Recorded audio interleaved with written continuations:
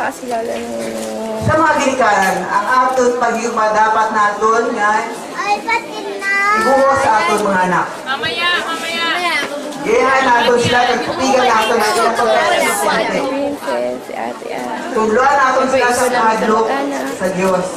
Kaya ang Diyos na mga makatag sa aton sa mga kinanglain naton. Madamo ang makagalanyat ng mga bagay sa kalibutan. Apang kung wala siyang pagtuo sa Diyos. Aton. Yan sila Ate Tonda. May mga show sa television nga mga bata. Ganit dapat bantayan nila sa mga ginikanan.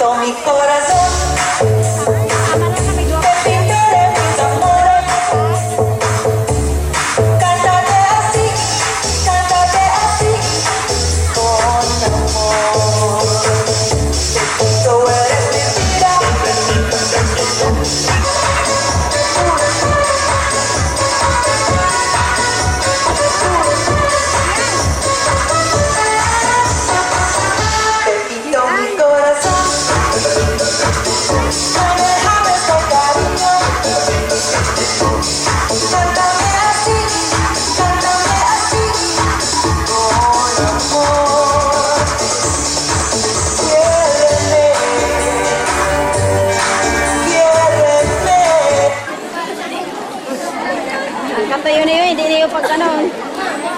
Kasi saya na sa itrandre. Kain saya. Sa parada mag